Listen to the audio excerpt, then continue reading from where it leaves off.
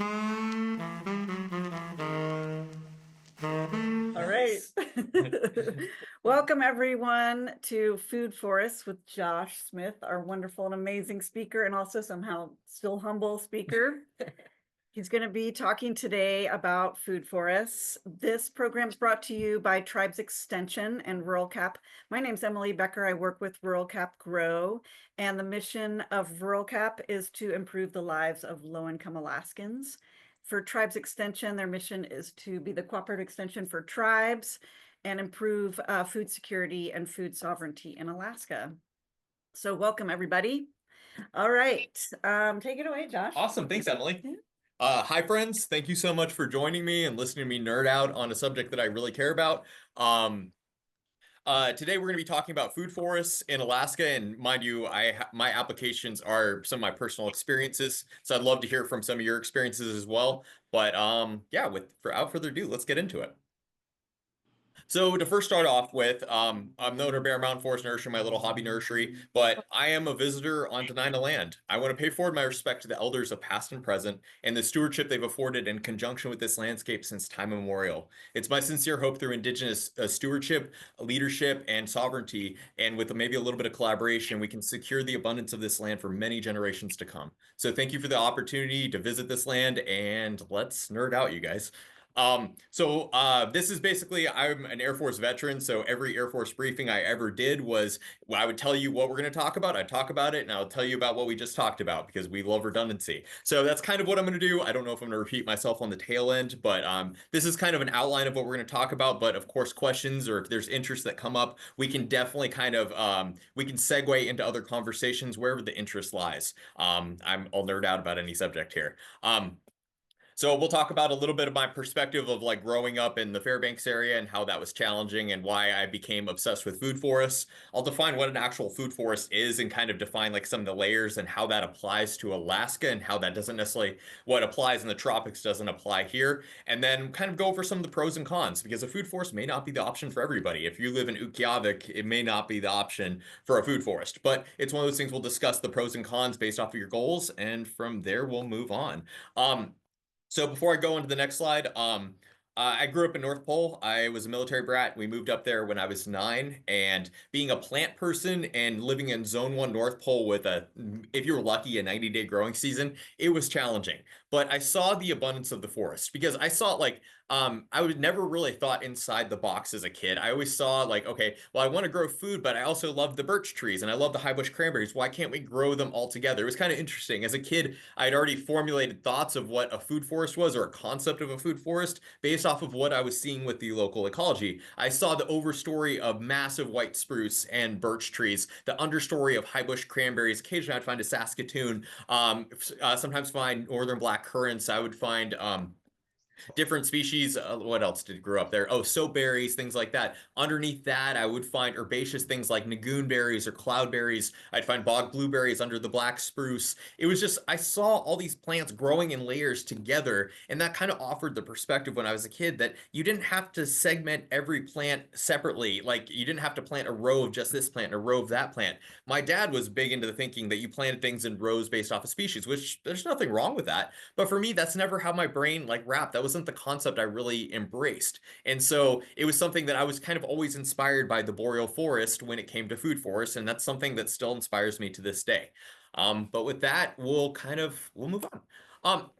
So you may ask, what actually is a food forest? And because it's a term that's been kind of popularized recently, it's kind of a buzzword, and it grabs people's attention, rightfully so. What is a food forest? Well, looking at the context clues, a food forest is a forest of food. So I know it's novel, but the thing is basically you're replicating patterns that exist within forest systems. So we talk about like that forest system where you have high bush cranberries, you have currants, you have soapberries growing as an understory species that when you have mature trees up above that supply carbon, and they all work together in a system, and you have mushrooms popping up from the forest floor, you have herbaceous plants, all of them are growing together in a system, so you have multiple layers of edibility and useful plants growing together. Well, a food forest is basically basically either being stewards of something that already exists in that capacity, or it's something that you build and design based off of like the different layers you would see in a forest. Because you don't have to separate your apples and your currants and your Nagoon berries. You can grow them all together if you carefully design it and recognize that plants will occupy different niches in space, but they'll also occupy different niches in time.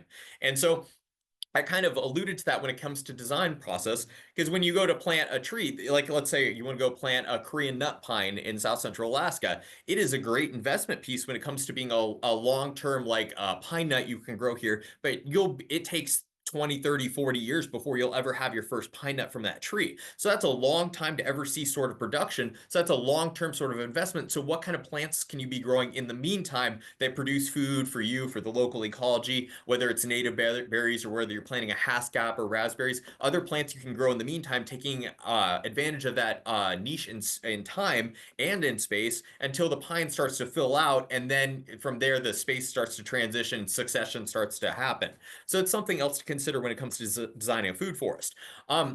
Something else about a food forest is diversity is key. You're not planting one variety of apple over and over and over again in a row. It's not a field of corn. Diversity is in order to plant these layers, you have to be planting different genuses together in different spaces and occupying different amounts of light and finding niches that different plants are happy. But that does promote diversity, and diversity equates to resilience in the end. And that's something we'll talk about in the end, towards the end of the conversation. When I think of a food forest, it's kind of an interesting marriage between ecology and agriculture. So it's not, you're not planting large monoculture fields of conventional crops. It's one of those things where you're growing a diverse array of fruits and nuts and staples and things together in unison, taking advantage of all these different niches so you can produce more food in a different space. Instead of thinking of a field as a two-dimensional plane, you're growing up, you're growing out, you're growing under. You're occupying all sorts of niches that would otherwise go unused in conventional agriculture. And I kind of want to hit the point home where I'll talk about permaculture a little bit, but I don't have a permaculture design course. I don't even have a degree in horticulture. I'm just your resident geek. Permaculture has a whole set of ethics that go along with it, which is lovely. I highly recommend looking into permaculture and learning about it, but that's not what today's conversation is really going to be. I'm going to really lean into the element of food forest specifically, and the root of food forest and like the concept that permaculture was inspired by were indigenous communities all across the globe. Because we think of agriculture as fields of potatoes, but in reality, folks all across the globe, agriculture never looked like open fields of potatoes. It was landscapes that were stewarded by people or managed by people, and different species were incorporated and managed as a system that is sustainable. And honestly, we're seeing remnants of these food forests hundreds of years after people stopped maintaining them, which just shows how resilient these systems are and how abundant they can be moving into the future. So I did get ahead of, actually, no, never mind. That'll be the next slide. So these are two really awesome articles, and I highly recommend. This is your guys' homework assignment after this, and I believe Emily's going to put a link to both of these articles in the chat. But these are actually really important ideas because, again, permaculture has done a great job of popularizing the concept of a food forest. Well, awesome. But the reality is the real world practice of these food forests have been employed across the globe since time immemorial by various indigenous communities. And these are examples from basically our backyard, both of which being northern Canada. The example you see on the left, this is amazing. This little patch right here, this is the old growth rainforest. This is temperate rainforest along a river. This should be filled in with western red cedars. It should be filled in with western hemlocks and Douglas fir. This thing should be full of old growth conifers and understory of like salal and huckleberries, but it's not. There's a lot of deciduous species in there. Let me tell you about these species. In this patch, there's red alders, there's beaked hazelnuts, there's salmonberries, there's thimbleberries, there's salal, there's blueberries, there's Pacific crabapples. All these species are growing in abundance there. And actually, a lot of times, the ones that they're finding are larger and improved from what you would find as like a background crabapple. They say like if you want to find old village sites in some of like historically or historic village sites in Southeast Alaska or Western Canada, you look for the best berry patches. You look for the improved quality. Where are the biggest crab apples? Because the reality is these folks, the indigenous people of this region, were the stewards of these resources to begin with, and it made more sense that they selected the biggest crab apples and grew them near their homes. So actually, you can use that as a kind of a place marker of where some of these old indigenous, like their village sites were. But what's interesting about this is prior to colonization, this was the norm. They maintained these food spaces. They removed conifers. They were stewards of these landscapes and the food resources that existed. They added to them. Beaked hazelnuts actually moved north, which I'll talk more on the article on the right-hand side. But they were traded north from populations down in modern-day Vancouver and Kelowna. They were brought north by the indigenous people via trade routes. They were planted in patches in northern British Columbia, completely disjunct populations from the main patch of beaked hazelnuts, but were planted there.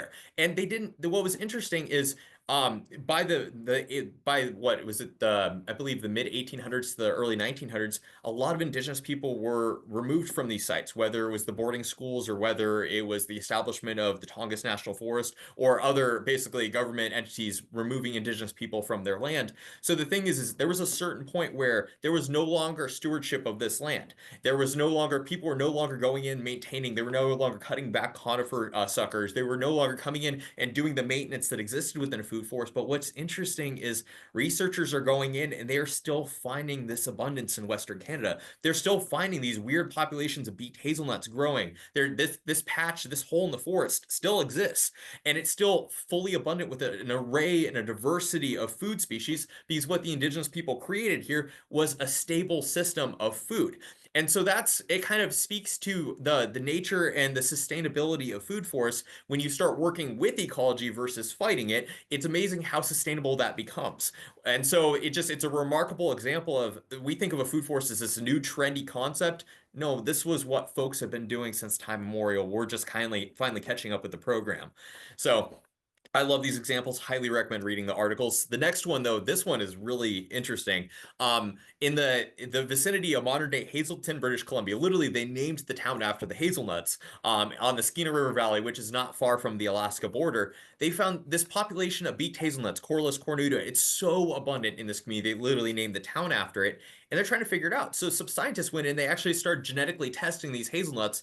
And like I mentioned in the previous example, these hazelnuts had lineages down by Vancouver or over by Kelowna. But this population over by Hazelton is completely disjunct. It's completely separated from the main body of hazelnuts, but it's so abundant here. So when they actually did the genetic testing, they found the distinct genetic ecotypes from both regions, from the Pacific coast and from inland, growing in the Skeena River Valley. They're like, the probability of those making them themselves and both genotypes making it to this one isolated location in British Columbia, it's almost non-existent. That's when they realized that, oh yes, indigenous people, this used to be stewarded by the indigenous people of this region. And the thing is these hazelnuts now have sustained themselves for hundreds, if not thousands of years. 7,000 years speaks for itself. And the fact is that actually these hazelnuts, they're now using these hazelnuts to facilitate the conversation with the Canadian government to basically initiate the conversation of land back for the indigenous people. They're proving that the indigenous people have had rights to those lands. So it's really neat. So it just, again, plants are so much more than just plants, but food forests are not new. That's really the point what I'm trying to hit at. It's really fascinating when you start learning about it from the indigenous perspective. It's amazing what you'll learn. It's nothing new to most people on this planet. So it's really fascinating, but let's talk about that more. So, again, permaculture, if you start learning about permaculture, it's wonderful. But it goes beyond just plants. It's earth care, people care, and fair share. So it goes into a whole worldview and a set of ethics. And honestly, it's wonderful. If you ever have the opportunity, I definitely recommend that. I think one of the forefathers was Bill Mollison down in Tasmania, and he was inspired by indigenous stewardship and food forests, and also the Tasmanian rainforest, and that's how he helped kind of develop some of these principles. But again, food forest isn't uniquely permaculture. Permaculture drew upon the inspiration from the indigenous people.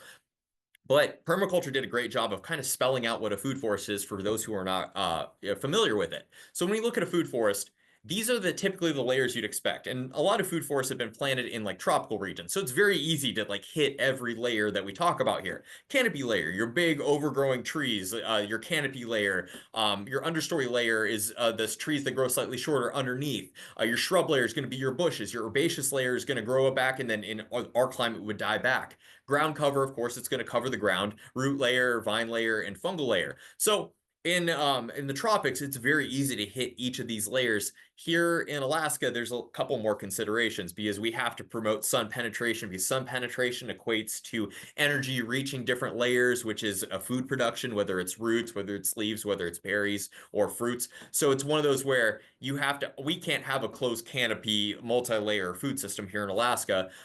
Just like if you were to go down to the Tongass, the most abundant huckleberries you'll find are where there have been blown down western hemlocks, where there's sun penetrating down. That's basically where you're going to have the best berry patches. So here, if you're designing a food forest, it's about promoting the sun penetration into the lower layers. Permaculture loves to talk about how they promote edges, because the edge of a forest is always going to be the most abundant portion of a forest. That's where you're getting the best of both worlds. You're getting the moisture and the nutrients from the forest and all the fungal network, but you're also getting the sun and basically promoting the best of both worlds. That's where you're going to have the most abundance when it comes to fruit production and nut production. So here in Alaska, we have to kind of promote that edge everywhere we go. So it's kind of an open canopy, almost. My best example of this actually was my first duty station when I was in the Air Force was Grand Forks Air Force Base, North Dakota. Well, 5 miles west of the base was this little state park called Turtle River State Park. And out literally North Dakota has the gradient of a table. It's completely flat. But there's little divots in it, and there's a little creek. There was a drop of about 50 feet from the farm fields, and in that 50 feet, it's full of bur oaks. It's just this valley is full of bur oaks, but it was like a mosaic. So I remember walking through it. And it was patches, it was almost like a parkland like ecosystem where you have patches of old growth bur oak and linden and elms all growing, but then there were openings, and those openings are where you'd find the American elms and the serviceberries and the hazelnuts. Underneath the trees, that's where you'd find the wild gooseberries. You'd have wild Riparian grapes growing up into the oaks. But the most abundant patches of anything were always on the edges of those oaks. And I remember that always kind of stood out to me. So I always try to employ that approach whenever it comes to a food forest here in Alaska. How do you promote that edge, basically the best of both worlds, to get the most productivity where you can actually get the sun to each layer and produce food at every level? So I try to kind of spell it out like what does a food forest look like? So that picture on the left-hand side is my jungle. I call that a food forest. But you notice there's a lot of diversity there, and somebody who doesn't know what they're looking at, you would have no idea what that is other than literally a jungle. But what if I were to tell you that almost everything there is edible or useful? When it comes to canopy species here in Alaska, folks think of like, okay, canopy species need to be food bearing, and not necessarily. When it comes to a food system, you don't have to have not everything has to be edible or useful. It could be something that just adds biomass. It could be something that adds leaf litter. It could be something that provides shelter. It doesn't necessarily have to be something that you have to physically eat. And so that's kind of what I think is a misnomer with food forests. Not every layer has to be directly go into your salad that night. It could just be something that either adds something to the local ecology, or it could be something that adds biomass or just protects the space or other species that need a little more protection. So some of the species I identified, of course, we have our native spruce, which not only are they beautiful, but they actually are edible as well. If you've ever had the spruce tips, it's lovely, especially in the spring, whether you're making a tea out of them or whether you're harvesting them. I've even had pickled spruce tips, and they're absolutely delicious. The birch, again, there's the option where you can tap them for syrup or you can drink it as a tonic, but again, it doesn't have to directly have use. Cottonwoods, I mean, I'm sure there's edible, you can, the buds, whether you're making the balsam extracts and salves or salves, you have those options. But again, a cottonwood also, even if it's something Eucalyptus and pollard, or if it's just a shelter tree where it's just meant to grow there and provide shelter for understory trees that need a little more shelter while they're getting established, they have their place. Let's see. Okay, Manchurian walnut. That's another example. Like that's a non-native species, but it's a very much a viable option for South Central and actually sheltered areas of interior Alaska. It's a beautiful species that it's hardy to almost -50. It'll produce walnuts, and it's actually deemed horticulturally safe because it doesn't actually excrete a whole lot of the juglone through the roots like a black walnut would. So it's an option for an overstory that would also produce nuts. You have an example like a linden, which is something that I saw a lot growing in North Dakota. A lot of folks call it tree lettuce because the young green shoots are eaten as green vegetables. And then another example are the pine nuts I was telling you about, the Korean pine, Siberian stone pine, and the Swiss stone pine, all three of which do great in South Central. I think up in Fairbanks, you have to kind of stick with either the Siberian stone pine or the Swiss stone pine. I don't think the Koreans are fully hardy up there, but These are large trees that they could be 100 feet tall someday, but will produce delicious pine nuts. And in the case of the Siberian stone pine, they're hardy to -60, if not colder. And the upside to all the tree species I just mentioned too is they don't have the invasive potential of like a chokecherry. They have the seeds are too large and they can't get distributed as far, and they're not vigorous enough to outcompete our native vegetation. So that's something else when we're planting a food forest or bringing food species in. We want to make sure we're not planting a problem. We all, as plant people, have that responsibility not to plant that problem. Here in Alaska, when it comes to understory species, if you have a fairly closed canopy, it limits your options. So if you don't have a whole lot of sun making it to the understory, you're sticking with your alders and willows, which have their uses, whether you're using alder wood for smoking fish, using willows. I love using willows for living structures. I actually build my moose fences out of willows. But you can also eat some of the buds. They're a great spring pollinator. Like if you've ever gone out early May day when all the willow catkins are finally showing their pollen, they will literally buzz on a sunny day. There's so many species of native bees and honeybees just swarming the willows. There's a completely undervalued source of pollen for local pollinators. Um, but then if you have a more of a sunny opening, let's say you have you're getting 6 to 8 hours of direct sunlight into a space, that opens up your options for more conventional fruit crops. So like your apples and cherries and pears, they're going to require closer to 8 hours of sunlight. So if you have a space that you're getting that much sunlight into an understory, you start having those options. If you don't get that amount of sun, you're kind of stuck with like crab apples or maybe more of the native species, like an Oregon crabapple, Western crabapple, which is native to Southeast Alaska and coastal South Central. It will actually grow in mostly shade and still produce crab apples. They're just rather small. If you're trying to plant a Norland apple, you probably need 6 to 8 hours of sunlight to get any sort of apple off it. Will it grow in shade? Yes, you probably just, if the basically the amount of sun it gets translates to how much fruit you're going to get, because it's basically those are the solar panels, and that's basically determines how much fruit it can set based off how much energy it can collect. And then also, apricots and hazelnuts, that's basically creme de la creme site that you have. It's sunny, it's warm, it's protected. That's going to be like, and you still, nothing's guaranteed with those ones. If you have an apricot, it's probably best against a south-facing wall. And then hawthorns, like I have black hawthorns, Crataegus douglasii, which is a native species, actually, which was utilized in the food forests in the indigenous villages in northern British Columbia that we talked about. They do really well here in South Central Alaska, and they're native up into parts of Southeast Alaska. And supposedly there's a population by Prince William Sound. I would love to find them someday, but that's another option as well. And also, nerdy me, you can graft pears onto them. So just FYI. Here, then underneath that, that's where your shrub layer is going to be employed. So where you have openings, let's say you have your big canopy layer. So you also have to think too, here in Alaska, the sun is never directly overhead. It's always going to be at an angle, and it's coming in, and you're going to get most of your sun from the southern sky and the western sky, but it's always going to be at an angle. So your big, tall canopy trees are probably best going to be placed intermittently or mostly on your north and east side of whatever space you're growing. So you selectively thin your trees to the south and the west to promote sun penetration to the lower levels. And then your understory layer, it's okay, where's that sun making it? Well, what spaces are the sun? Basically, the goal is like if you're designing a food forest, how are you capturing all that sun before it hits the ground with vegetation and photosynthesis? So that's where you start bringing your shrub layer. You have some species where like your salmonberry is going to benefit from more sun. You're going to have your gooseberries, your Nanking cherries, your sunniest spots in the lower levels. That's where you're going to have species like that because they do require more sun to ripen fruit. But then you have things like black currants or native blueberries that they'll literally grow in almost pure shade. Mind you, you'll get more berry production in a sunnier site, but they will grow in shadier sites. So you can actually prioritize sites based off of what the requirements are.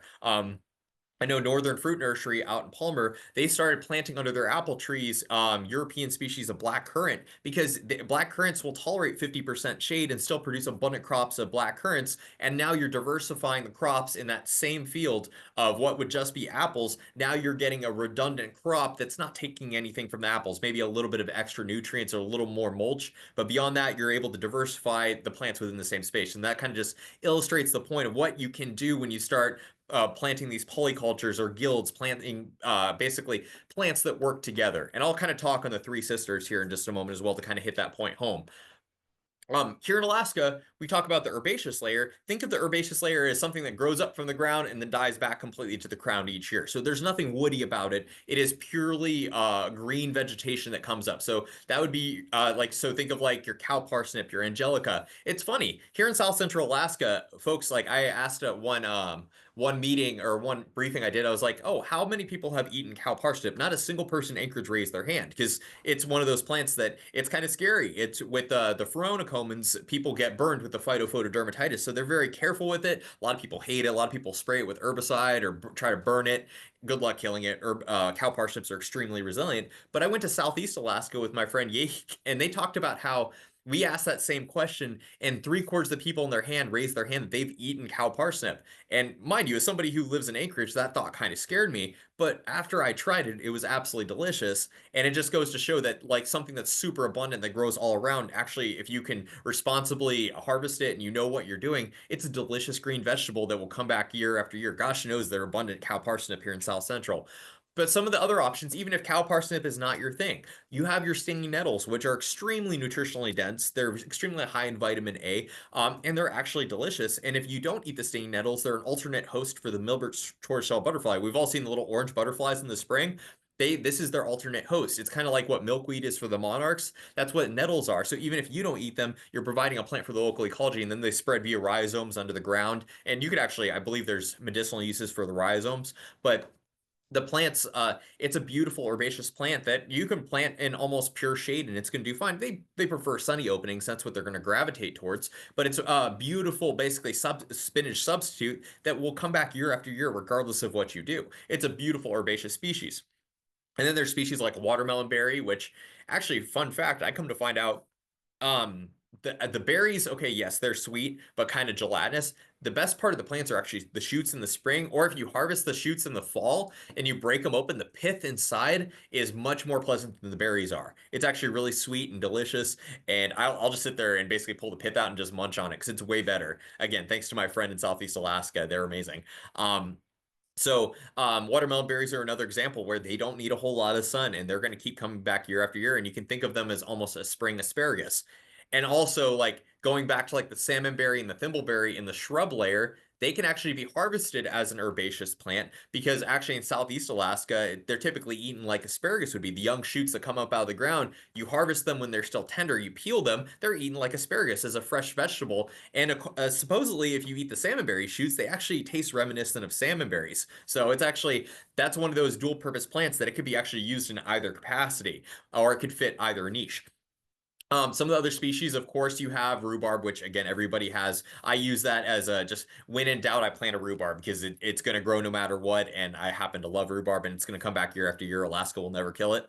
And then, of course, you have things like chives if you don't have too much pressure with the onion maggots. And then you have your different fiddlehead ferns. So whether that's your ostrich ferns, your Northwest lady ferns, those are going to be your herbaceous plants where you don't need a whole lot of sun for them. They're going to grow in the shady spot. So if you have the north side of an apple tree where you have your currants on the west side, you have your service berries or your gooseberries on the east side, and you have some like sun-loving berries on the south side, the north side where you're not getting a whole lot of sun, that's where you'd put your watermelon berries or your ostrich ferns because they aren't actually making, like, yes, watermelon berry makes a couple berries, but if you're eating them as a green vegetable, they don't need a whole lot of sun to grow green leafy greens because they're not trying to produce a berry crop. So you can grow those plants in the shady niche north of the tree or north of your tall trees or in the shady spots, plug and play. And you can use these species to basically produce food in a site that would otherwise not be suitable for any other species. And then, of course, you have fireweed, which I think is extremely underutilized. Pickled young shoots of fireweed in the spring are absolutely delightful. And then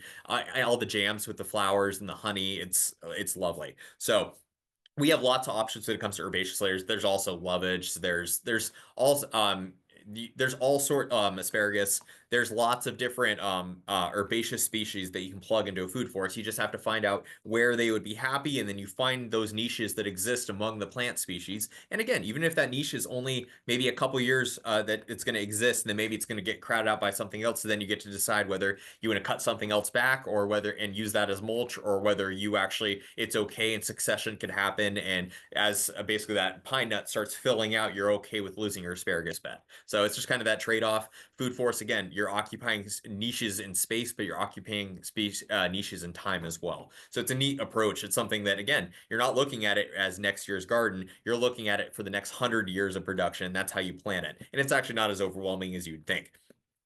Here in Alaska, again, you go to a temperate or a tropical climate, you have lots of options when it comes to vining species. Here, not so much. You're pretty much stuck with your Arctic kiwis. Hardy kiwis will survive in some instances, but probably won't ripen in most places just because they ripen far later than the Arctic kiwis.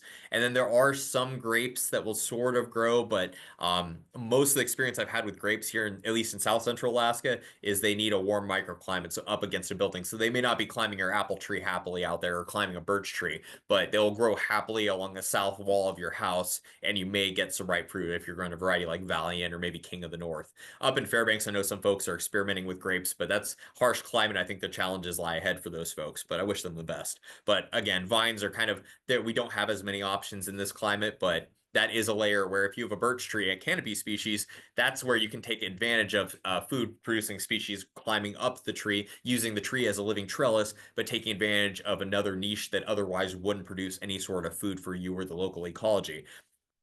The root layer is something that I think a lot of folks forget about, but you're growing all this food above the ground. You're growing your berries, you're growing your fruits, you're growing your nuts, you're growing your vines. But the thing is your root crops, you have an entire horizon that can be occupied for different food crops underneath. So that's where, okay, you have your horseradish, of course, and you can't kill horseradish in this climate or Fairbanks. It grows great, and every couple of years you can go harvest that.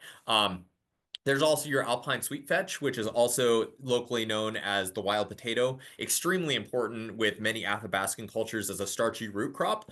It's one of those where if you have a dry, sunny opening, especially gravelly, it's a root crop that has been eaten since time immemorial and is extremely valuable and culturally relevant. So it's a plant that definitely has a place. And then it also has the added value where when it blooms, it's a valuable pollinator for our local pollinators. So again, a lot of these plants have multiple functions, and even if the functions aren't necessarily for people, we're part of the ecosystem. So it's better to take care of the ecosystem too, because we're just stewards of that. Um, and then there's things like Jerusalem artichokes, which that's one of those where they do have the tendency to spread. So make sure if you put them in the ground, they're going to stay there in that spot.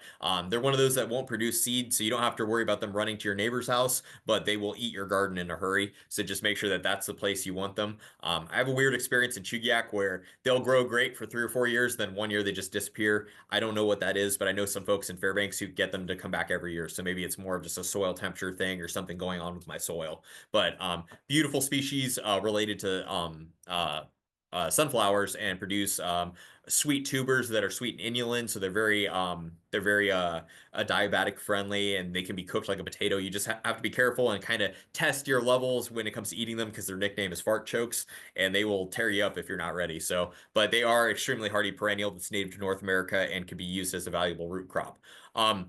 There's also your crone. Some people call them Chinese artichokes. It's a tuberous mint species that spreads along the ground and produces these little, they're not very pretty little tubers. They look like almost little grubs, but they're actually really tasty and sweet. And they just keep spreading, and they're almost like a ground cover, but produce an edible root crop when you pull them up. So it's just a neat little plant. And again, it'll spread where it's at, but it can never spread to your neighbor's yard unless you take a piece of root over there.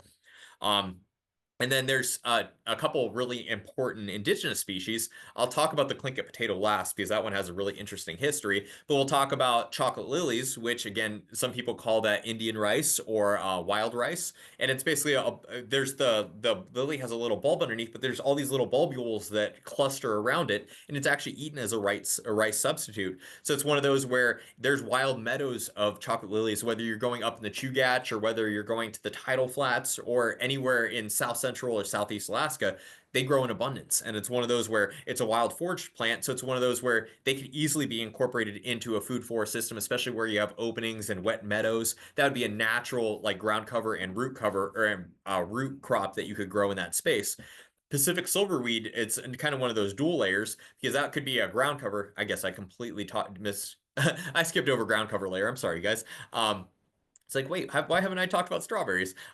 But Pacific silverweed is also, it's a dual where it could be used as a ground cover species with lots of biomass covering the soil, protecting the soil. Because bare soil is unhealthy soil. You don't want to, because the sun, the wind, the dryness, that starts desiccating the soil, drying it out, and it really exacerbates and makes it more difficult for microbes to live in that soil, makes nutrients bioavailable. So keeping the soil covered is ideal. So that's why you want your ground covers. So your Pacific silverweed, being a native species, not only is it a great ground cover, but it sends little rhizomes under the ground, and it's harvested traditionally by the coastal folks. And it was actually, they're eaten like bean sprouts. And so the folks would harvest pounds and pounds and pounds of the Pacific silverweed and dry them, and it would be a winter vegetable, but eaten fresh, it's just like bean sprouts. So it's one of those where it has dual purpose. It's living mulch along the ground, it's perennial, but also it's edible if you're willing to harvest all the wild bean sprouts. Jumping back up, we'll segue on ground covers up to actual ground cover category. You have your layers where you notice when you go out in the forest, you have layers of low bush cranberries, you have layers of cloudberries, layers of nagoon berries, because they're occupying that ground layer, especially in those sunny openings where sun is getting underneath. That's something that in a food forest we can also take advantage of. We plant along that ground plane where we're getting layers. And yes, things like nagoon berries and cloudberries, they're going to spread via rhizomes. And sometimes they're going to spread into shady places where they're not going to produce berries, but they're going to keep spreading. And eventually they will arrive in areas that are sunnier, more open. And that's where you're going to get your berry production. You're not going to find nagoons in abundance in the deep shade of the deep forest. But when they start working their way into the openings and where the sun's penetrating maybe underneath your haskap plant, that's where you're going to start getting your nagoons. And it's just another layer of food and plants that can be grown together in one system, diversifying what's grown in the same space. And some of the other options you have violets, you have strawberries. We have 2 native species of strawberry you can choose from: the Fragaria virginiana, which is the ones you find up in Fairbanks, and the Fragaria chiloensis, which is the beach strawberry you find like in Yakutat and Homer. So we have options of wild strawberry and also domestic strawberries as well. It's just our wild ones, and the ones bred by the Sitka Research Station are going to be the hardiest to most locations here in Alaska.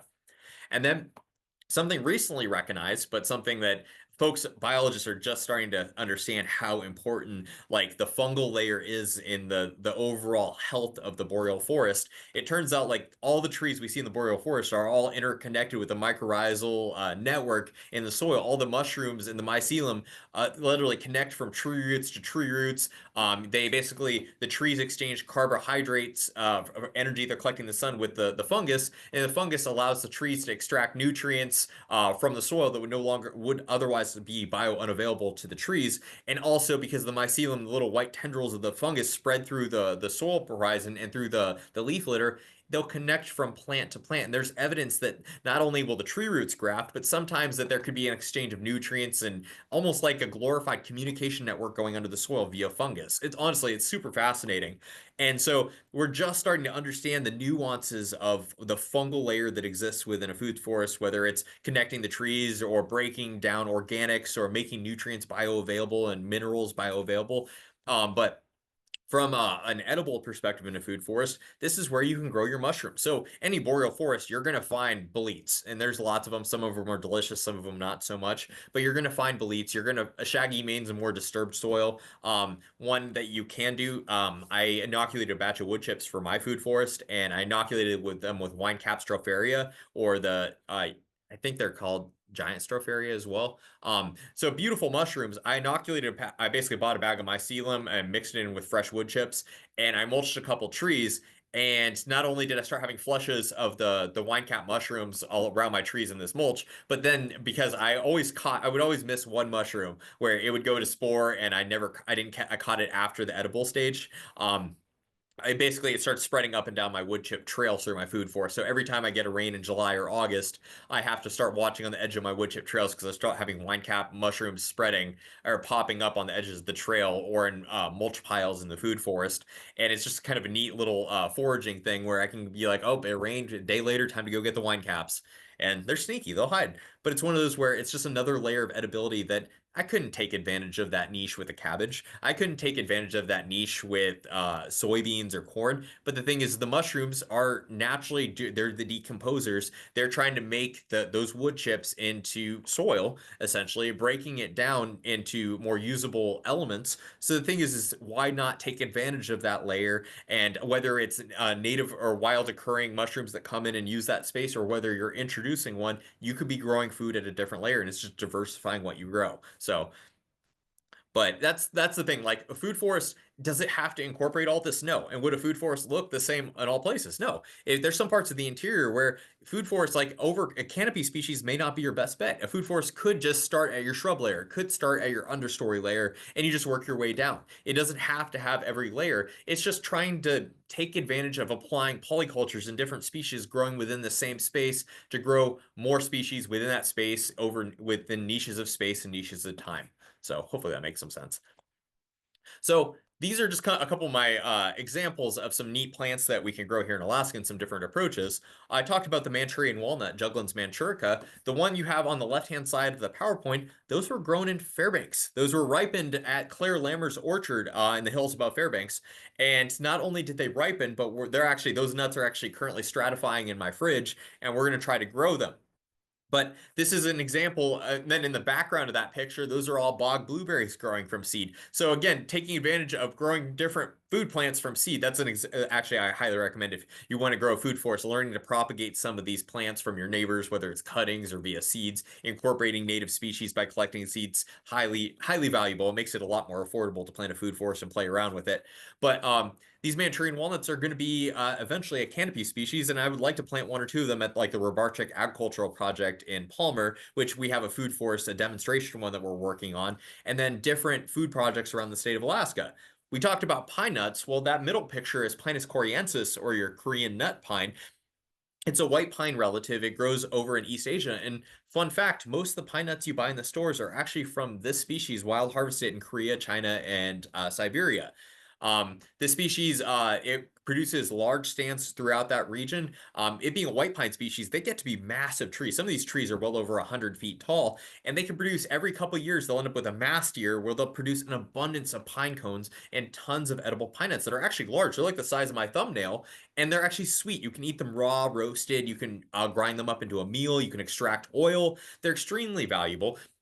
They're also resistant to what was it, white pine rust, or the pine rust, which is decimating white pine populations in North America. So this species, you plant that, and it's not going to spread it, and it's also not going to succumb to it. So it's an alternative. And also, there's some folks in Russia that actually graft these onto Scotch pines and white pines. So that's something I want to try, because supposedly if you do that, it'll bump up. Instead of waiting 40 years for your first pine nut, you could get one in 7 to 10 years. But that hasn't been tried or true in Alaska. So I'll figure that out and I'll get back to you guys.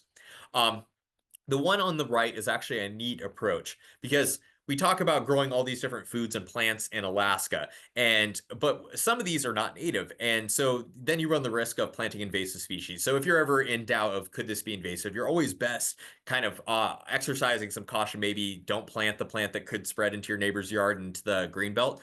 But this is a neat approach to an invasive species, and whether it's the ultimate approach, I have no idea. But what you're seeing in that picture is actually the stump is Prunus virginiana, your common chokecherry native to North America, and has been rather invasive in South Central Alaska.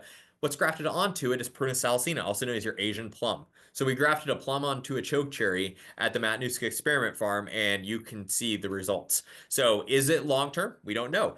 And part of the experiment with this is, can we turn our invasive species into a food crop? Can we grow edible plums on our invasive species? So that's part of the experiment. And then part of it too is, a lot of times with grafts, there's compatibility, there's partial compatibility or incompatibility outright. So if I were to graft a plum onto a plum rootstock, it would probably be fully compatible. Prunus virginiana and Prunus salicina, they're both the same genus, but they're distant enough relatives that there could be some incompatibility. So what we're going to try doing is, can we remove all the chokecherry branches and will it stay alive? If it's partially incompatible, the problem you're going to run into is basically the plum leaves won't feed the chokecherry roots, and it'll end up starving out the tree, so it'll end up dying.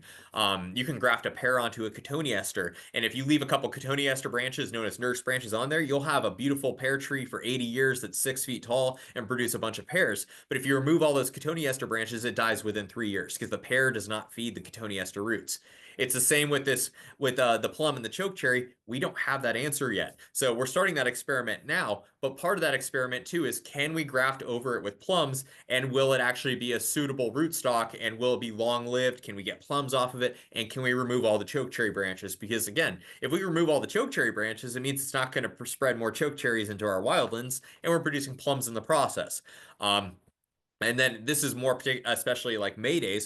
Unfortunately, Prunus virginiana suckers, so unfortunately that negates some of that. But like your European bird cherry, it doesn't sucker very much. So if we can cut down a European bird cherry and slap plums onto it, and it's not going to sucker, and it actually is a valuable rootstock, it provides opportunities for us to possibly use the invasive species that are already growing there and grow edible food on them. Mind you, please do not plant chokecherries for a plum rootstock. There's much better plum rootstocks that exist. But this is more of, can we make it, basically, can we turn lemons into lemonade? So that remains to be seen, though.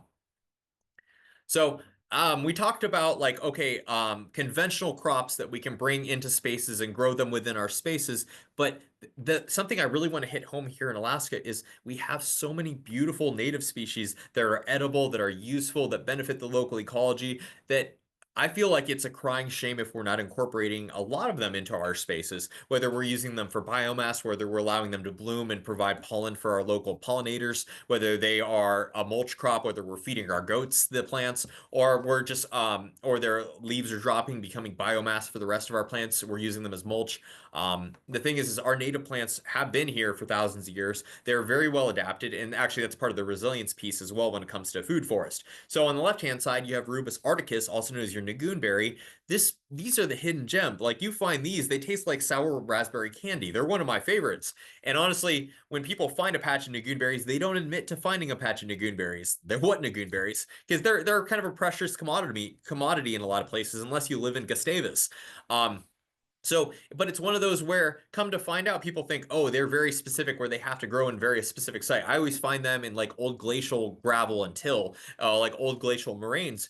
But I planted a clone of the Alaska Botanical Garden Nagoon berry in my home garden in Anchorage, and it thrives. The pH of 6.5, rich soil, something that you wouldn't think Nagoons would love because you think of them as acidic or gravelly. The reality is they thrive, and since planting them 3 years ago, they've spread 15 feet in every direction, and literally it's a carpet of pink flowers in the spring. Too bad I only have one clone because I don't get any berries, but you have to have two clones for that. But it goes to show that the Nagoon berries are actually a lot more adaptable than folks realize. They're not as picky as we think. The reality is the reason we find them on these gravel beds and why we find them in the muskeg bogs, it's because that's where they can compete. They can only get so tall, so where cow parsnips are growing, they're going to get crowded out and covered up with cow parsnips. So they have to grow where the cow parsnips can't overcrowd them, which is usually less than ideal sites. So in a food forest, if you have those sunny openings that your cow parsnips haven't eaten already, the Nagoon berries are great ground cover. They're beautifully edible. The flowers are lovely. They're attract beneficial insects, and it provides a beautiful mulch for the bottom of your food forest. And yes, will they grow into shadier areas, maybe not producing as many berries? Absolutely. But as they emerge in the sunnier spots, that's when you're going to get the berries. And gosh knows, in 3 years, they ran 15 feet via underground rhizomes. So they will spread under the ground. So even if they're not in the ideal location, they will spread to locations that are better for them. So it's a beautiful example of a delicious edible species that we can be growing in our own spaces, and maybe we can actually make them more accessible to more folks. Instead of having to go hike to a glacier and find the moraine and pick Nagoons there, we can be growing them in our backyards and they'll be equally happy and a lot more accessible.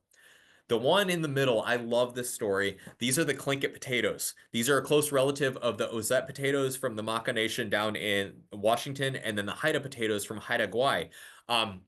These have been part of the Tlingit culture probably for thousands of years, and they have basically been an integral part of Tlingit culture and have been cultivated year after year by Tlingit folks and have become an instrumental part of the food source. And they're perfectly adapted to Southeast Alaska in the rainforest because when it comes to scab, when it comes to waterlogging, it's not always the easiest to grow potatoes in a climate where you get 100 inches of annual precipitation or more. The land of moss, where you're a moss farmer, they grow these potatoes. These potatoes, not only are they delicious, are they abundant, but the reality is they're so culturally important. They've been basically in lockstep with the Tlingit people since time immemorial. And so what's really neat about these, though, is with the establishment of the Tongass National Forest and with fox farming that was established throughout Southeast Alaska, there were so many Tlingit folks that were chased away from village sites that lost access to these potatoes, that the fact is these plants were like, there was only so many folks that were still growing these and perpetuated these versus these used to be a mainstay in a lot of village sites and a lot of communities. These then became basically, there were only so many folks growing them in Southeast Alaska, and it was a very real possibility that they could have disappeared. But the reality is there were enough folks that kept growing them that now there is a concentrated effort in Southeast Alaska to grow them back out and grow this regional heirloom potato that is extremely culturally relevant and culturally important, and making them available. And in a food forest system, growing them as a tuber crop, as an annual, and in Southeast Alaska, the ground may not even freeze deep enough, so they may actually be almost a perennial in some places, depending on the year. Up here in South Central, unfortunately, we have to pull them and replant them. But the thing is These plants, they're a valuable starchy crop that can be used in an understory in the openings. A lot of folks, it's believed that they were grown on the high tide line where all the nutrients from the sea would come, but where it's low enough that you're not getting basically the hemlocks and the alders basically shading them out completely. And that would be the ideal place. Other folks would grow them on terraces on hillsides where there would be adequate drainage. But the reality is these were a staple food for so long. There's a resurgence of them now, and they're a really valuable option when it comes to a food forest system as a low maintenance potato crop. When I plant these in South Central Alaska, I was lucky enough to make a trade with some folks in Petersburg a couple years ago for a pound of Tlingit potatoes. Been growing them ever since.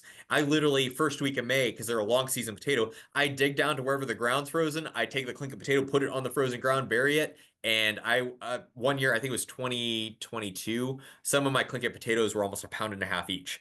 So they were absolutely stunned. Like these potatoes were gigantic. So it's one of those where I love them in a food forest system as I have openings and where I maybe the soil's a little disturbed, plug a couple Tlingit potatoes in, they will mostly fend for themselves and you'll have a crop there. And again, it's extremely culturally important to the people of that region. And then finally, on the right-hand side, this is the plant that scares everybody in South Central Alaska. This is the cow parsnip, so also known as wild celery. And in that picture, they are in kale chip form. And let me tell you, they are some of the best kale chips I've ever had.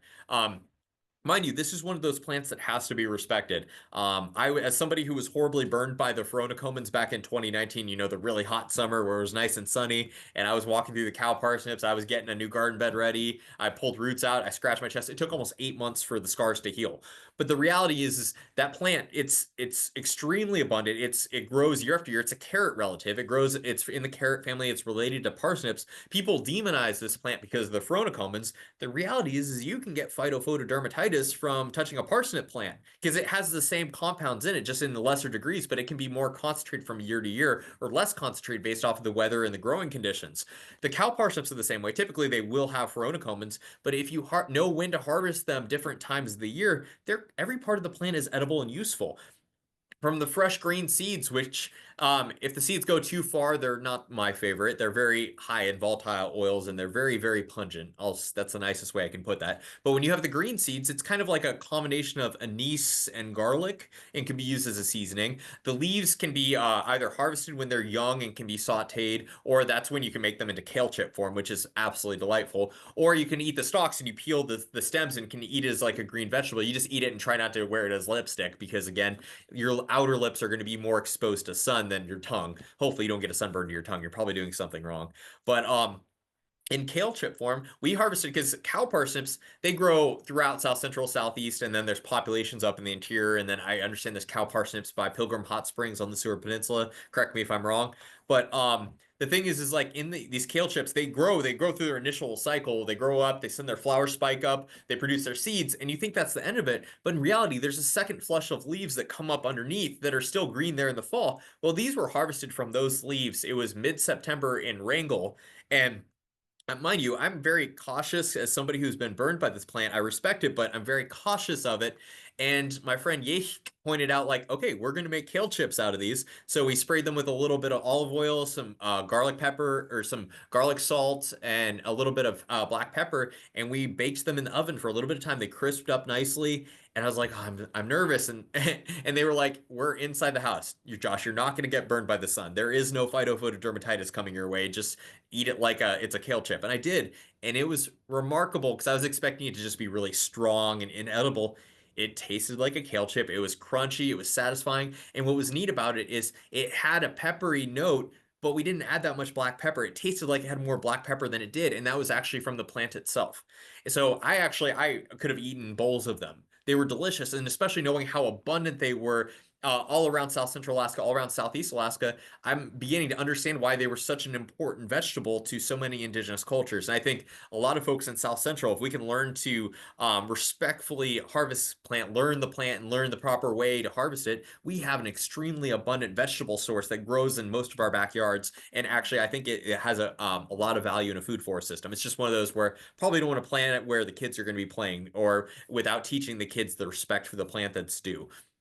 So again, actually cow parsnips, I'm coming to love them. I never thought I would say that. So food forests, they're awesome. I Hey, love them. hey I love, Josh. What was that? Sorry to interrupt you. I just want to make sure we have like one question and it's almost one. Absolutely. If you wouldn't mind addressing it Absolutely. before continuing on. Nope, absolutely. What Um, would be the question? I'm sorry, I can't see it. oh yeah, no worries. Paul asked about he said I had a food forest in Galena which was very successful, but in Palmer I'm starting literally from a bulldozed suburban lot. Can you Absolutely. talk to that kind of reality? Absolutely. So a bulldozed suburban lot, so you're basically starting from the ground up. So the way I look at that, and this is just my approach, I'm not going to say it's right or wrong. There's probably some permaculture people that would disagree with me, but the goal then is your succession is going to be your friend, and also getting organic material back in the soil, on the soil, is going to be key. So I would contact a local landscape company, get as many wood chips as you can. If there's a landscape company dropping leaves, if somebody has spent straw, some compost would be lovely, but at this point, you don't even need that much compost. What you're wanting to do is cover the soil. So whether it's green manure, if you can't get a bunch of brown organics, get some sort of seed mix, a diverse mix of seeds, whether it's and perennials, annuals, get that ground covered as soon as possible and start building the soil fertility. So what I would do is, if you have access to a lot of browns, I would start getting a layer of wood chips down. I'd start getting a layer of leaves down. And then from there, you start planting your succession plants. I love alders. I know that I'm probably alone in that thought process, but alders are a native nitrogen fixer, which are one of the first species that move in after like glaciation. When they retreat, alders move in for a reason. Alders and willows, they condition the soil for other species to move in, whether it's biomass from the leaves, whether it's the roots and the fungal network starting to get established in the new virgin soils.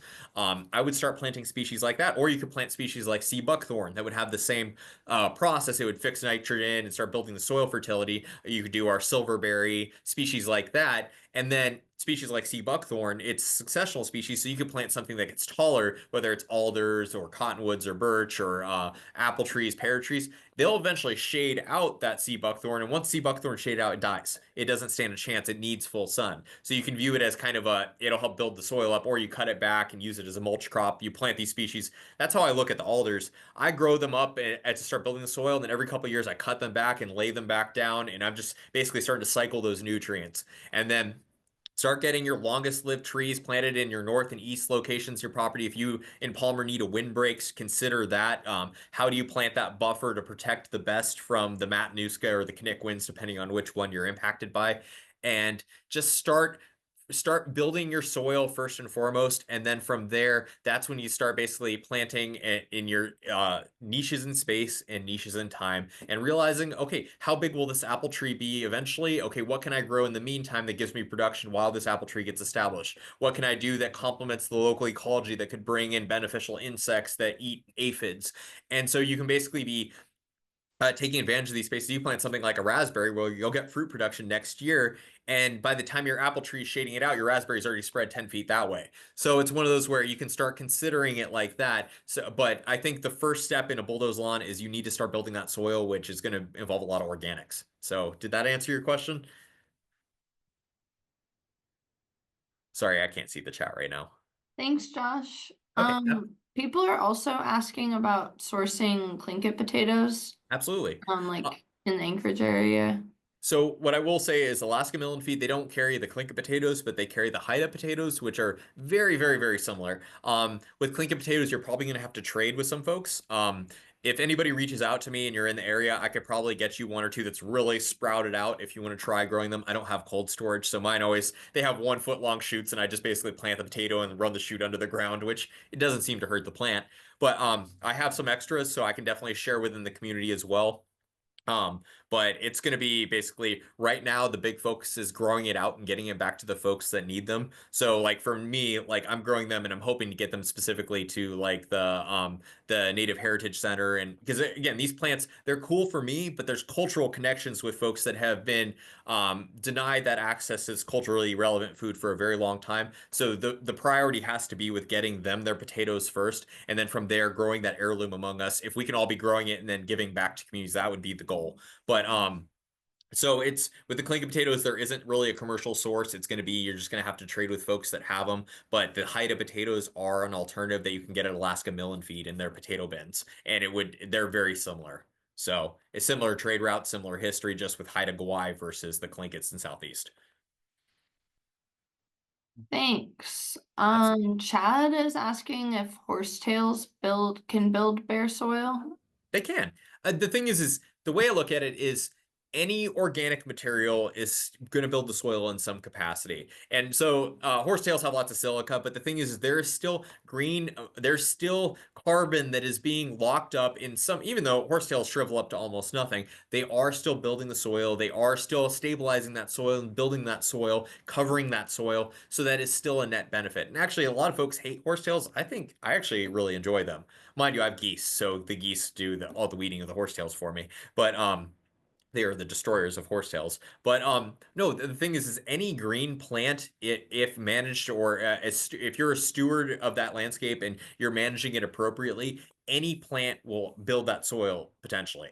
So using it as organic material, as a carbon source, it's all going to add value. So even if the horsetail, the only thing they're doing is providing shade to the soil, allowing the soil to stay moist for longer and then dying back on top of that, that's still going to provide an environment for microbes to get established, which will start cycling nutrients and making more nutrients in the bare mineral soil bioavailable to other plants to start moving into that space. So covering the soil is the best thing you can do. If you can't get green stuff on that soil, cover it with wood chip mulch and then get green stuff over it. Because the goal in the long term with the food forest is you want to grow plants and food, and you don't want a whole lot of sun to go to waste. It's trying to maximize how many things can you occupy can occupy that sun in those niches and produce food for you in the local ecology. So horsetails are a start. So any more questions, Eva? Okay, so quickly, I just want to talk about some pros and cons real quick because a food forest may not be for everybody. If you live up in Utqiagvik, a food forest may not be your best option because I don't even think a serviceberry would necessarily grow up there. But the thing is a food forest isn't the right choice for everybody, but I happen to love them and they're the right choice for me. But if they're the right choice for you, you kind of have to determine that yourself. Why I love food forests. They're diverse. I've never been a linear thinker. Lines of things kind of give me anxiety. I have ADHD. I love diversity. I love kind of the adventure that goes along with my wood chip trails through my food forest, being able to see the ecology interacting with my various plants and native plants. That's what is beautiful to me. I like walking through a forest. I'm in my happy place. But the thing is, some people don't like that. Some people want careful design. They want organization. That's how you put, you know, that you're gonna have 100 pounds of potatoes at the end of the season because they're more of a linear thinker. There's nothing wrong with that. Different approaches. For me, I like the diversity. That's actually, and that's kind of one of the biggest appeals to me. As also, as somebody who is grown up in Alaska and seen a lot of changes even in my lifetime and continue to see more changes, climate change is going to wreak a lot of challenges on all Alaskans. So that's why the more resilient we can be planting, the better off we are as a community. And there's been a lot of things we've learned from modern agriculture that hopefully we can jump ahead and learn from and apply here in Alaska because unfortunately we are the poster child of climate change and we're going to feel the hard impacts much sooner. We already are. I like food forests because instead of destroying ecology or overtaking ecology or being supreme over ecology, we are regenerating the soil. Like you talked about your bare soil, Paul, you are going to be building your soil back up into something that has been stripped of that space. You are building it back up. You're sequestering carbon. You're building fertility. You're going to grow food and you're going to provide spaces for ecology as well. It regenerates the space. And that's why I love the food forest approach. You're basically employing what naturally would happen, but incorporating some more food species. And like I keep alluding to, we think of ourselves as supreme beings over ecology, or that seems to be what a lot of Western thinking is. But in reality, we are part of ecology. So it makes sense for our spaces to support the ecology because we're just part of that greater system. And then also, when a food forest is fully established, we saw the example in British Columbia where basically 150 years ago, or within the last 100 years, 150 years, folks were forced off that land, but that food forest still exists and is still abundant, still stands out from the background noise of the conifer forest.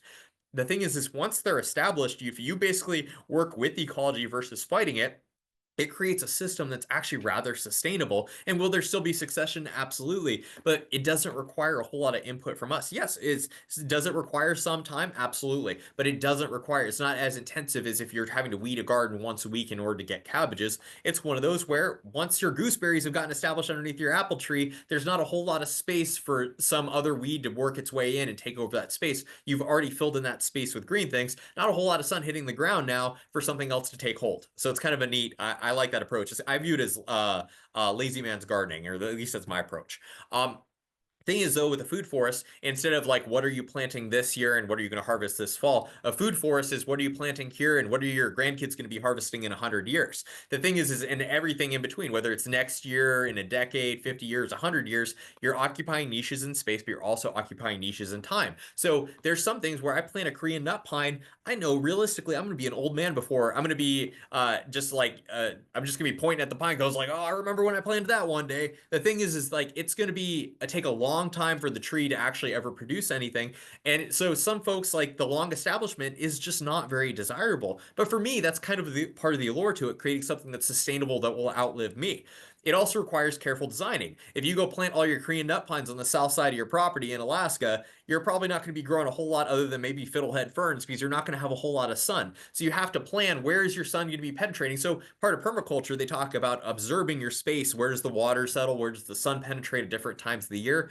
That's something that if you want to learn about permaculture, they'll teach you about that and show you that. But the observing thing and then designing based off of what you're seeing, that's a really important part. You can't just throw a bunch of things at the ground and hope it sticks. You can, but you may just end up with a pine forest with no understory. They can be labor intensive, especially up front. You talk about that soil lot that Paul has. Paul has a lot of work, basically reestablishing that soil, reestablishing that fertility, getting roots back in the ground, getting trees and plants established. But the thing is once it's established, again, I'm on the side of food forest, so of course I'm gonna I'm gonna undermine all the cons a little bit. But the thing is that there's a lot of upfront labor that not everybody's in tune with or wants to go through. But once it gets more and more established, it's going to require less input. It just takes some time.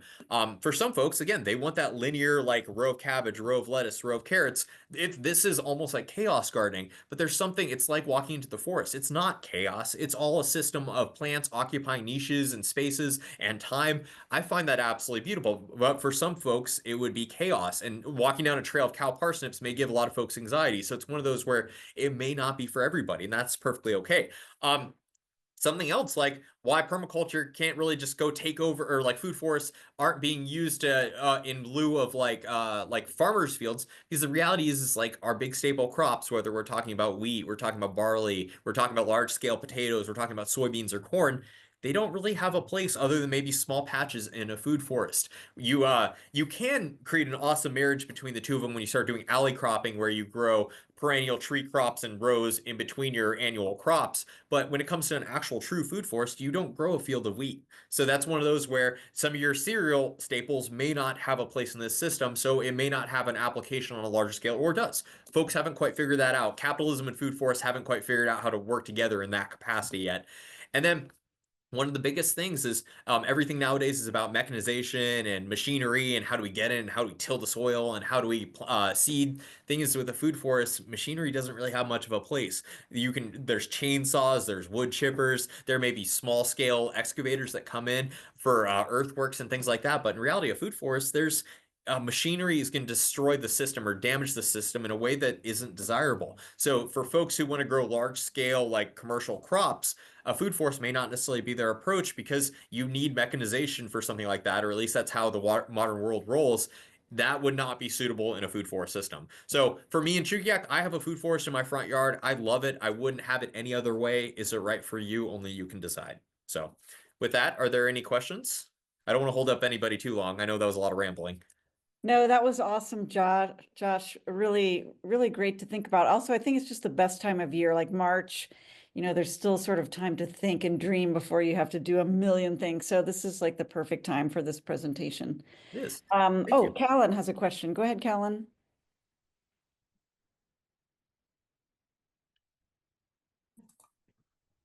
Hey, sorry. Okay, there's my video. Hi, Josh. Hi. Hey, man. Good to meet you. Excellent mustache. Thank you. I've known about you for about a year and have been wanting to meet you. I live in Fairbanks, and I am now the agricultural manager at Pilgrim Hot Springs. Oh, So nice. we'll be doing the food forest out there. And so my first question was, you mentioned a species that acts as a good rootstock for pears. Yes. And you said that species, you should let the branches stay on that. Absolutely. Could you tell me again what pear species you use as sign wood and what that rootstock species was? So the rootstock species is actually Cotoneaster. So it's a shrub that's planted in Fairbanks and Anchorage. It's other than pear rootstock, I think it's worthless, but it's a popular landscaping plant. Usually we plant hedge Cotoneaster because I think it's Cotoneaster lucidus. Um, it's a common shrub. It's really easy to propagate. But the folks in Russia actually they graft onto it, and you can try just about any pear. I know Bernie Nikolai in Edmonton, he grafted Krasulia and Krasnobakia, which are like old Soviet pears.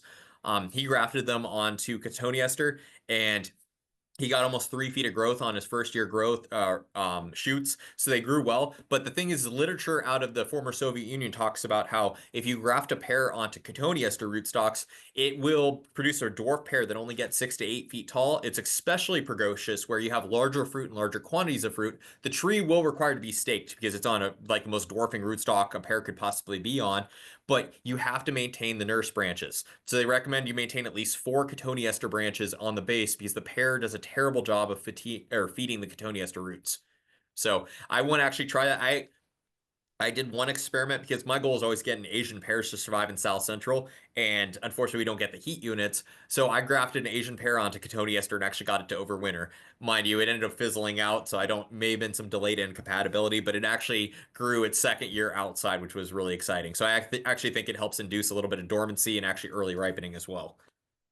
Awesome. And man, you and I could probably talk for like hours, and I don't want to Absolutely. capitalize on the rest of the presentation or anything. So my only other question is, do you recommend a nursery or a source for scionwood and rootstock? Like, is there a company that you work with, trust, want us to support as well?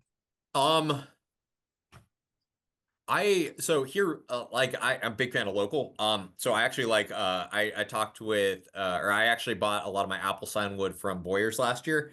I grafted a lot of my trees based off of that. So you can reach out to any of the folks there. Actually, Emily would know some of the folks there. So you can actually buy sign wood, and then also that supports the orchard there, which is an old legacy orchard here in Anchorage area. I buy I have a shipment of plum roots or plum sign coming in from Maple Valley Orchard, which is down in Wisconsin. I bought they don't have the biggest selection, but it's usually affordable and arrives in a good condition. I have like some of my plums coming, so I'm grafting them onto dwarf crimps rootstock this week. But Say that again. Dwarf what? Maple Valley Orchard. No, what was the name of the rootstock? Oh, Crimps One. Crimps Crimps. One is it's a cross from the Crimps Institute in Russia, and it's a cross between the Nanking cherry and the Eurasian cherry plum. And it's a very dwarfing rootstock. And mind you, it's not the best plum rootstock. It's very, very dwarfing, and some folks have no vigor on it. I have decent vigor, but the problem is like especially here in South Central with inconsistent snow years, a lot of the common plum rootstocks they'll do great in a high snow year, but we have a low snow year with freeze thaws and they die. The Crimps is at least hardy. We're evaluating the Mustang plum rootstock this year from Central Canada, which is zone 2. We just don't know how it's going to handle the freeze thaws. So we're going to be evaluating that this year. So I use Crimps 1 right now, but I'm where do going you to get hopefully that? diversify. Sorry, what was that? Where do you get Crimps one? I bought Crimps 1 from Cummins Nursery in New York, but I know you can get it if you type in K1 or KRYMSK1. There's lots of nurseries that sell it, and you're looking at anywhere between $5 and $7 a rootstock. Thank you. And Absolutely. Callan, I would suggest if you're not a member already, join the Alaska Pioneer Fruit Growers. Absolutely. So they do a bulk rootstock order. You know, they do it in the fall, but I'm sure they'll have a variety of rootstock for sale. You know, for members, and you know, there'll be club members that have lots of stuff to offer you. So. And they actually, I will say, I bought Crimps 1 from them last year, so they definitely carry it. Cool. Thank you. Of course. Yes. Other questions? You can unmute yourself. Oh, yeah. And that's the Alaska Pioneer Fruit Growers. Let's see. Shannon was, oh, go ahead. Ooh, I was just gonna mention, if you're in Fairbanks, Tom Zimmer out at Calypso Farms, and then Steve Masterman, I Oh, think, yes. of Alaska Fruit Trees are great resources. I worked out in Igiugig on their farm for the last 3 summers, and they were really great at helping us plant our orchard. I second that both entities are absolutely amazing. And I'll say is from the Mastermans, I bought it was an Alma Sweet apple from their grafted trees from their orchard. I planted in my parents' yard in North Pole despite all the naysayers, and my parents have an 8-foot apple tree that blooms in North Pole, Alaska. So that it really speaks to the not only the stock that they produce and graft, but the folks are absolutely amazing, and they talk about how they'll ship trees anywhere too. So they really are. I think they're going to be big in the future of food security here in Alaska.